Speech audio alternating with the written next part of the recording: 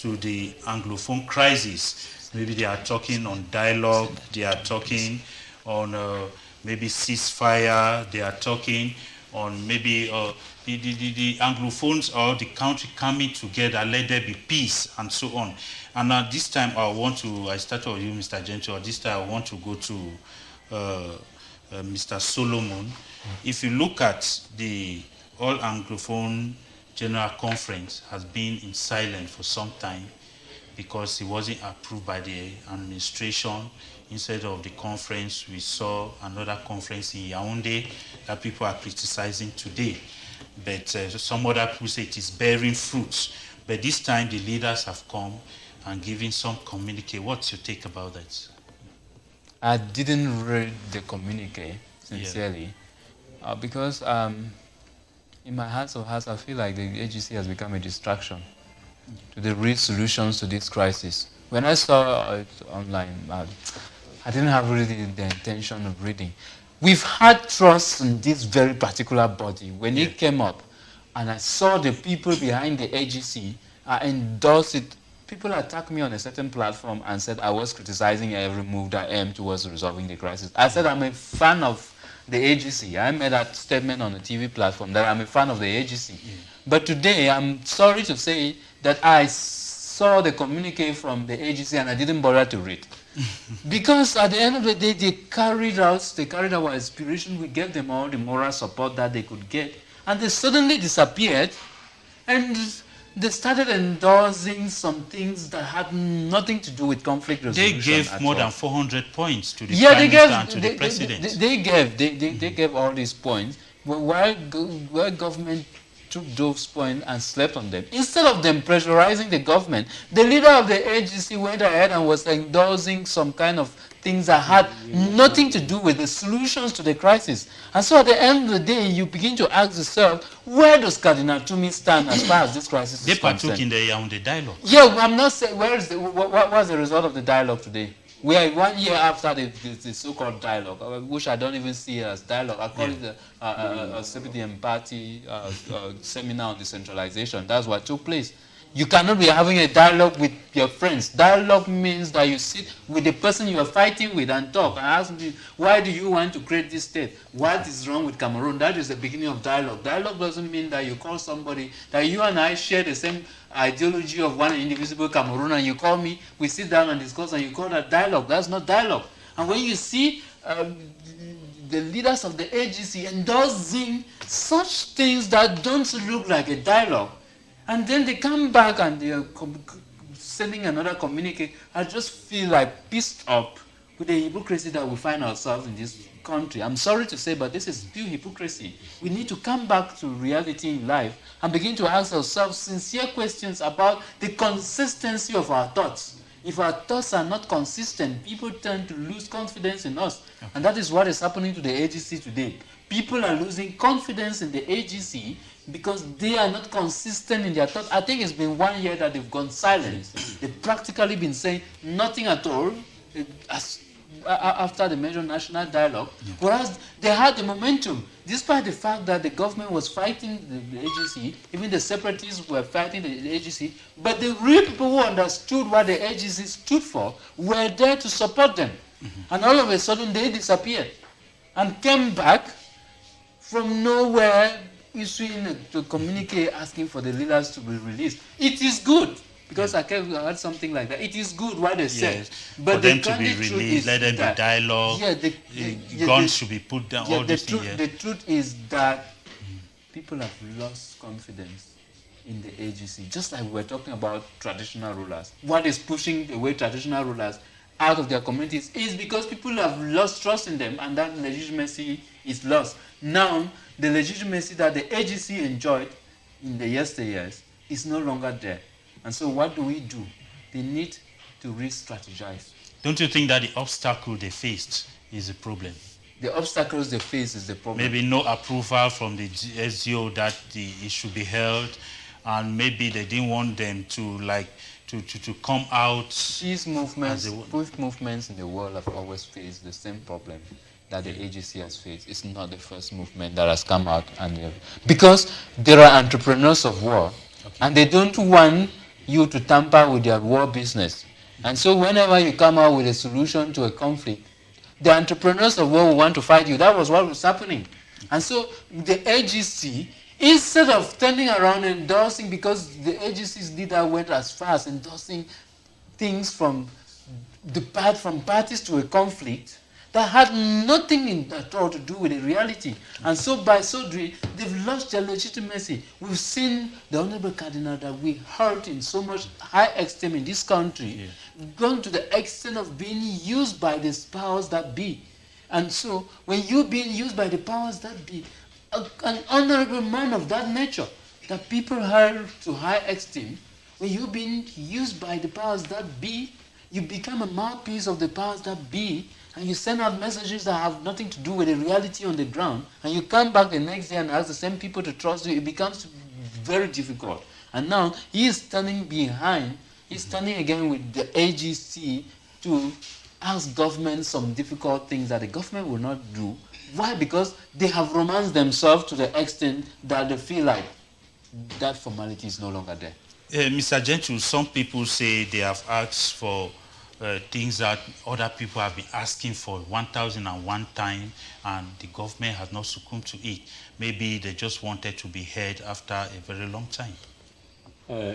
Before looking at the negative aspect of this AGC Role, you know that on Wednesday, 10 August, they drafted a communique. The resident of the Archbishop, the Emeritus, Tume, other convenants of the AGC, during which they make a lot of biblical scriptures, calling on scriptures in the Bible like John 10:10. I counsel I will give you life to live abundantly and other things. Because of, I think in their communique, they go on as far as telling Cameroonians, advising the government of Cameroon to create a credible commission, a credible, reliable commission, made of religious bodies, civil society representative, traditional authority, government representative, and I will come back to what you say concerning because what is stated in that communique, what Cameroonians have been singing over and over for the past 4 years.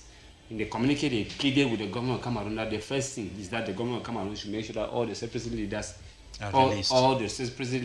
the government should dialogue with the separatist leaders both in Cameroon and in the diaspora. And then secondly, they say that government can, in order to reduce tension in the conflict region of Northwest and Southwest, government can release some of the separatist leaders, release them, it will reduce the region. And then they went as far as also telling the government that there's a need for government to make sure that all possible means there should be ceasefire. Ceasefire in the sense that military will go back to their barracks while the Amber boys drop their weapons. And they keep pleading with the government that if the government can Cameroon can prove morality to Cameroonian by do everything possible to put an end to killing, kidnapping, rape, disruption of student education, and many other things. But I think it's an excellent initiative from AGC. But coming back now, I will begin to ask again, just like my fellow panelist, Mr. Solomon Ate was trying to. I begin to ask ourselves now, AGC, the spokesman of the AGC, Ellis Smith, make it clear that they want by all possible means to make sure that government should adhere or respect their proposals, and they believe that if government respect their proposals, it will lead to rest the Anglophone crisis. But we begin to ask ourselves now, why the silence of this AGC? As my fellow panelist, Mr. Solomon was saying, I think they have lost their legitimacy in the sense that the caliber of a man like Cardinal Tume, at the time that most Cameroonians expected him, although there was a certain time that he really planned that there's going to be an AGC meeting in Boya, but it was disrupted. Yes, we know that it was disrupted. But notwithstanding, during the major national dialogue, I don't know, you said at the table how many points, but at the end of the major national dialogue, there were resolution, and they were part of the dialogue. And for the fact that they were standing in, they agreed with the resolution of the major national dialogue. That's why I'm saying they face a lot of difficulty, obstacle, given that they gave more than 400 points to the Prime Minister and onward to the head of states.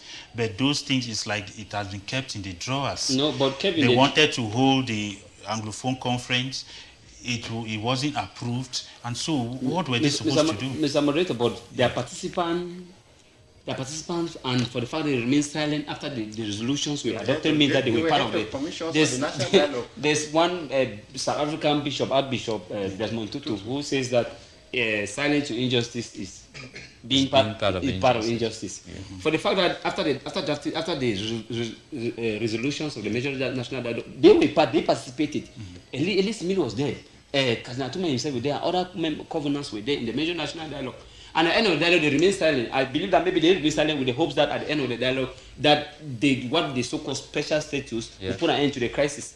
The number one reason that pushed them to draft this communique is because of the killing of Comfort Thomas in the 35 years old girl Moyoka of recent. And that make them. So what we are saying, that the very thing that they have drafted, they are asking here, Cameroonian be asking, ceasefire. Cameroonian be sitting on platform asking for ceasefire.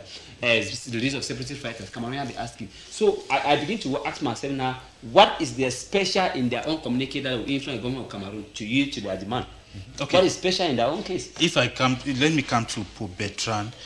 Don't you think that as most of them are, religious leaders, and their place is to always check on the government and counsel them spiritually? Don't you think that they are just doing their work? Because counseling them on some points like this, and you see even the PCC have come up with a kind of a peace group. Recently, they graduated 21 trainers of peace. Don't you think that those are the things that the church is supposed to do? Have they not just done the right thing? Well, as a church, you have you have your stand to promote peace. Yeah. As an institution that they created, I think Tumi, Munzo, and Smith. When the moderator of the PCC and the moderator of the PCC and the imams and the rest. So when an institution fails to make an impact, it becomes a laughing stock. But they are not supposed to go on the street like any other demonstration. No, but creating impact doesn't mean you go on the street. It doesn't mean you go on the street. Mr. Moderator, permit me to say that when citizens of this caliber, which the youth are supposed to look up to, begin to apply the same measures and expecting different results, it begins to make me go crazy.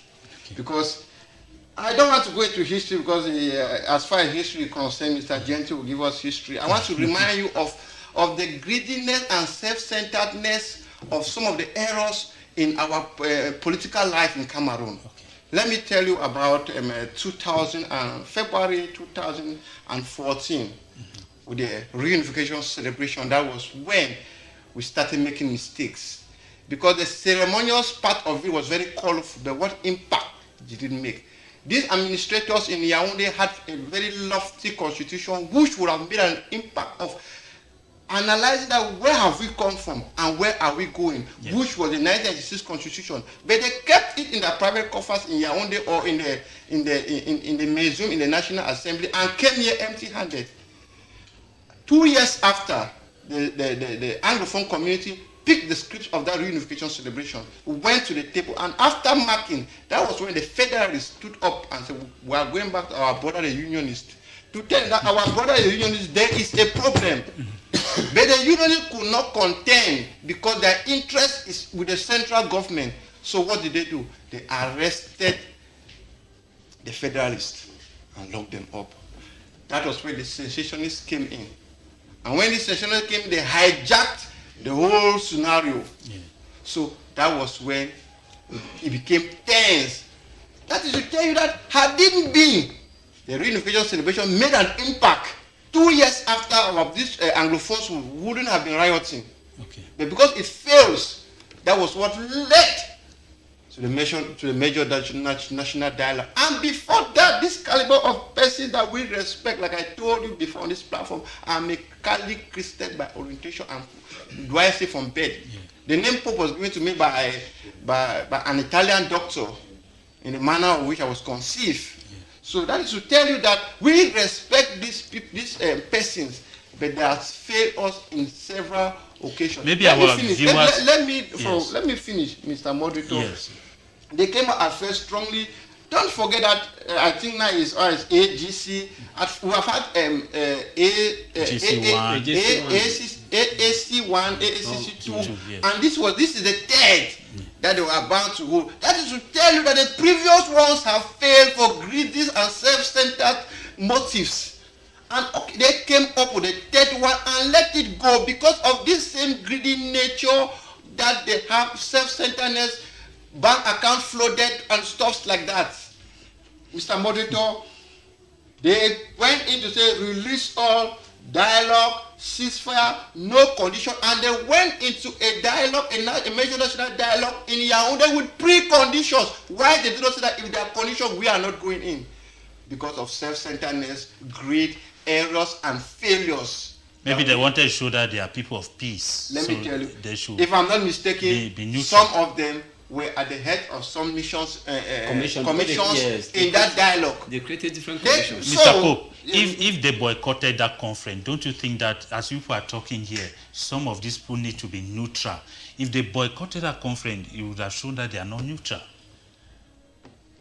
That is what we are saying here. That a body like this, a Christian body, the chiefs, they have to be neutral in their political lives. That is where they will create an impact. Do you mean to tell me that if, for example, a church like Baptist, a church like Press, the imams, the Pentecostals, they go onto a sit-down strike, so we'll not open our doors for maybe 6 months. The doors of the church? Yes. Don't you think the wrath of God will pursue them? No, Mr. Monitor, okay. Speaking to God is not only in an assembly. You understand? You speak to God directly. That is serious. We are going now into a digital where you can stand from your house and send prayer topics, prayer points to all your Christians. Wait, before I come to you, Mr. If they close the doors of the church, yes, where that's where they are supposed to mentoring, moral, the oral bringing of the people. If they close it now, don't you think there will be now? It will be a societal kind of. God knows how long they have been opening these doors of the church. What fruit? What Cameroonians? What the uprightness of the Cameroonians that have been leading? That's why things have not become so worse. Just imagine that the churches are closed. Okay, then come to first, let me just express my disagreement with Pope Bertrand. The church is where morality in the society is built, and everything might not be perfect. Everything is not perfect with the church as an institution, as the body of Christ. But thinking that the church should be closed as a sign of protest, to me, doesn't really occur well.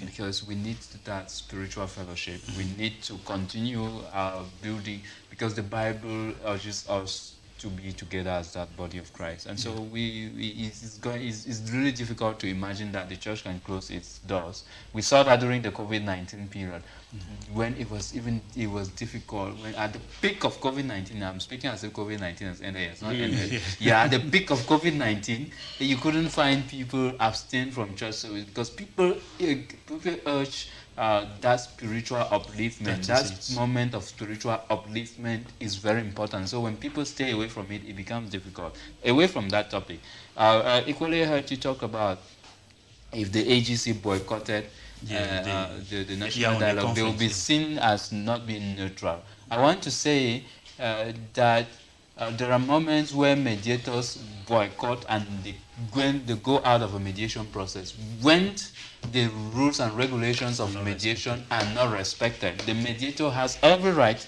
to quit. Just like Dr. I forgot his name. The barrister. Yeah, because America declared their stand. Dr. Ngwanya is in Dr. Nick. Yes. He refused being part of it. Yes, and so many others. A lot of credible people that we know. And to tell you that the stands were okay by these leaders. They were there. They did not declare that people are going contrary to our own. People are saying that they gave 140 points or less or more. And none of these points were followed. And they stood there to the end of it. Why did they not protest? So also see that the interest they defended was not accepted. Okay. Yeah. And so I was saying, when you are instead sitting there endorsing it, when you are sitting there, you're endorsing it, you're part of it. You lose your neutrality. That's where your neutrality is lost. Because you are sitting and taking part in something that people look as a conversation between two friends and not as a dialogue. A dialogue is something that happens between two, means Mr. Mambo, me and you were fighting, we were exchanging blows, and then Pope Bertrand comes and says, hey guys, cool down, let us talk. And then we begin to talk between us. That is mediation, that is dialogue. Yeah. Not like me and Mr. Clovis, we are smiling, we have the same ideology, and then you come and say we should dialogue. That's not that. What's the problem? Is there a problem between the two of us? And so when you come and you say you are endorsing it, it looks like you don't even know what you're endorsing, because it doesn't sound like dialogue. And so you can't tell me you're neutral in that position. You cannot really tell your neutrality, because somebody who is part of that conflict is disgruntled. That doesn't look like conflict, because that person is not involved. And so consequently, you are no longer neutral. You are part of those who are distorting the peace process. And so when you distort the peace process, you're no longer neutral. Neutrality means that you stand for objectivity, you stand for what works for peace. That is what neutrality means in the case of conflict. Okay, we are looking at the AGC. What do you think they should do at this time? Now that we are condemning all this, what do they have to do to normalize things? I'm happy that the initiative, the main leader behind AGC is a religious leader. Yeah. I think what they can do, I would use it as many put it as the role of church as a whole. Yeah. We have seen the church had a part to play in conflict resolution. Church had a part to play in to mediate. We have seen the part of church in Congo crisis, where a Catholic bishops, a Catholic bishop and cardinals and others came out on the street, peaceful demonstration. Church has a part to play in mediation when it comes to crisis of the magnitude of that of Northwest and Southwest. But coming back to AGC, I think the only thing they can do, as I either say, all their proposals stated in the communique are very excellent point, but something that is not strange to Cameroonians, because they have been singing over and over for the past 4 years. As I earlier said, there's no political debate where Cameroonians since 2016 have not pleaded with the government of Cameroon to ensure ceasefire, have not pleaded with the government of Cameroon to release Anglophone separatist leaders, have not pleaded with the government of Cameroon to ensure a genuine and honest dialogue with good faith on the both parts. So what they are stating here is it's something that is very similar to most Cameroonians. So I think what AGC can do now, because first of all, as Solomon earlier said, this particular body now, they have lost their legitimacy and trust that Cameroonians have in them. Not only because they attended the major national dialogue, but because they were part of it. As Bertrand earlier said, Kazinatume constituted one of the commissions that was created, if I'm not wrong. And it were you constituted, because different commissions were created during the major national dialogue. And if he was part of the constitution, it means that he ended up signing the resolution of the dialogue for a special status in Norway and South, which we are still waiting to date. So it is something that for AGC now, they need to face off, regain back the trust that they have lost from most Cameroonians, people, those of Norway and South. Yes, that's right. What do they have to do? Because somebody made a statement.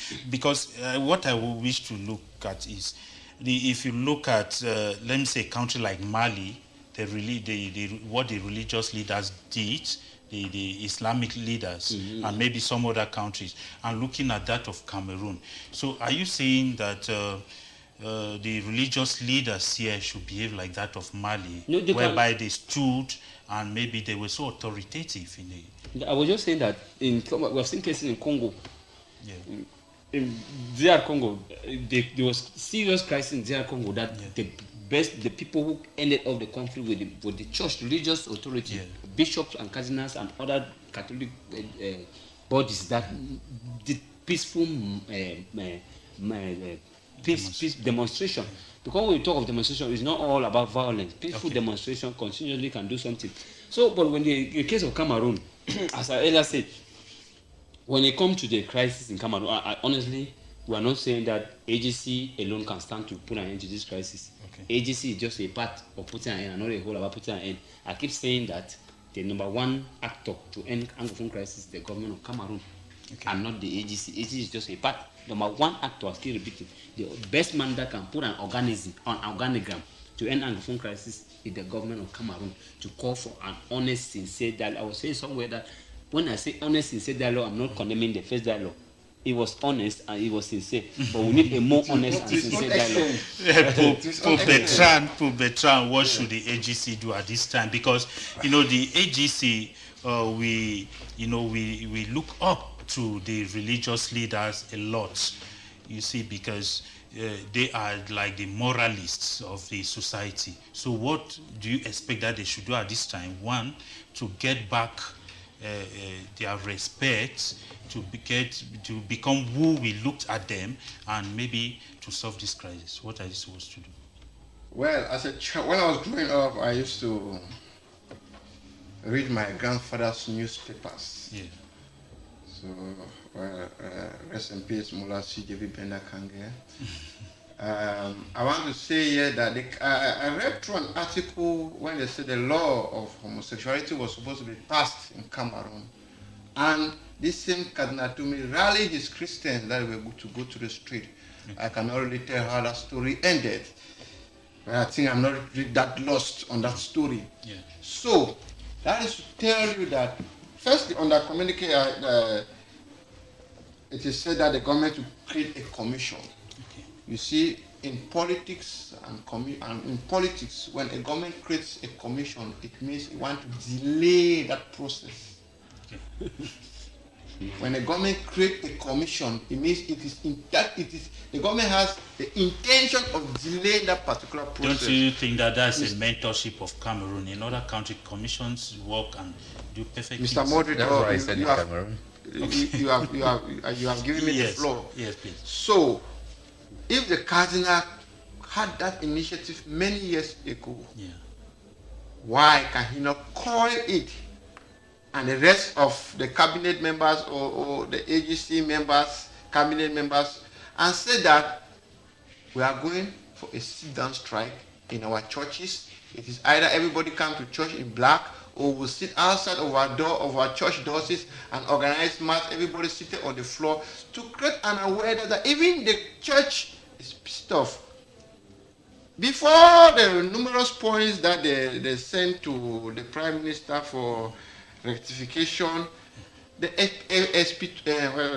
Episcopal Conference. Episcopal Conference have written several of these letters, but he still went there and smugly the letters, the translation under the papers in Yaoundé and signed. So what they should be doing now is to enforce the special status that they have signed for, to come to us, not coming again to be making noise in the public, because I look at it as a romance game where a boyfriend gives money to the girlfriend, and now the money is finished, the girlfriend goes back with another story. That's my take on the whole thing. Okay, we are concluding on this topic, Mr. Ate Solomon. First, there is a problem with the constitution of the AGC, how it's constituted. I see it looks more like it's more of a Christian organization. A structure like that, that seeks to put an end to the crisis, is supposed to be non-religious, non-political, and includes everybody. Because if they feel like religious leaders should come and play their part as religious leaders from both Christians and Muslims, yes, all of them are including the civil society, everybody, every sector of the society is supposed to belong to the AGC. Yeah. But I'm having this impression that it's more about a Catholic institution, because I see the communique. If you look at the communique that I signed, my phone, there's something attached there. The Archbishop of Douala, something. No, it's just that maybe Archbishop Emeritus of Douala.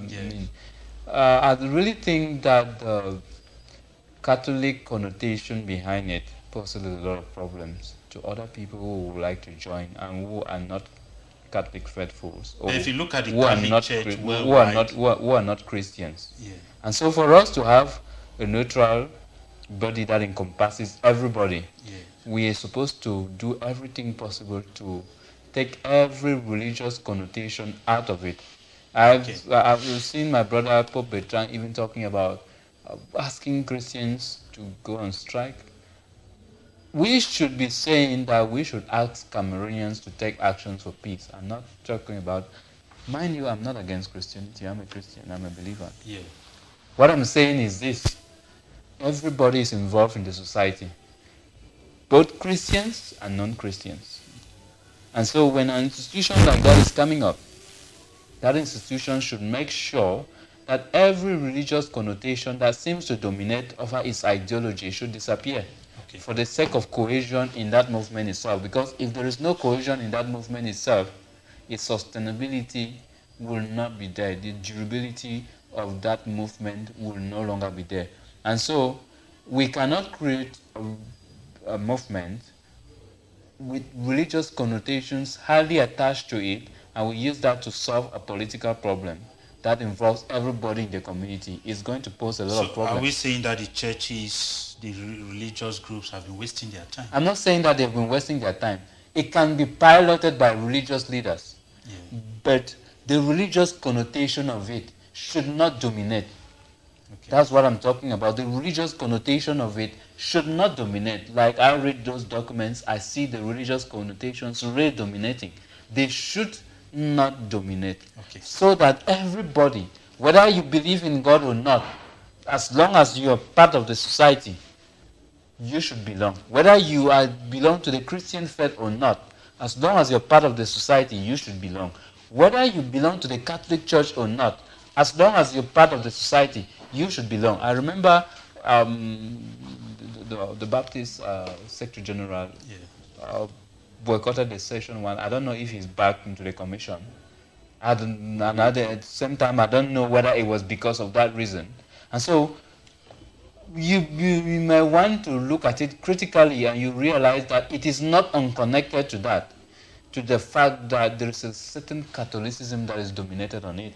And it is not proper for us to have a movement that is supposed to mediate over a crisis being dominated by... Since you are concluding, what's your take about, because all the millions the PCC has spent, especially because see them really at the front of peace. Yes. As I said, recently they graduated 21 trainers of peace, and they have been fighting against people. See stickers everywhere talking about peace.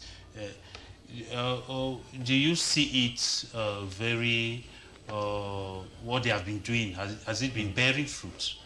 I'm very close to the PCC Peace Office. As a peace activist, I'm very close to the PCC Peace Office. And maybe dear viewers in the days ahead who will try and bring the PCC Peace Office here so that they tell us how far they have gone with the peace process as far as the Anglophone Conference is concerned. I'm sure most of them are here in Boya, and I think Mr. Solomon will help us to bring them on board. Yes. Yeah, what I was saying, like I said in the other topic, that mediation begins from the lowest level. It is a bottom-top approach. Mediation should be a bottom-top approach that involves every step, including those basic steps that, because when they talk about dialogue, people usually see dialogue at the bigger picture. Okay. We forget to realize that dialogue begins with community dialogue. People talking at community level, at the basic level, and understanding themselves before a noun can stand up and advocate for dialogue at the national level. And so what the PCC is doing is mobilizing communities towards peace building. Community peace building is as essential as national peace building is concerned. It's equally essential. So what they're doing is promoting community peace building, which is a laudable initiative. And you realize that they have not attached it to the Anglophone General Conference. It is the PCC. It is the PCC's initiative. And so what I usually have is, if they want to take that initiative to be a national something like the All Anglophone General Conference, they will have to remove the religious connotation from it. That is what I always say, they need to remove the religious connotation from it so that everybody should belong. Dear viewers, this is the time we'll come to the next topic where we shall be talking on we had some anti-separatists that went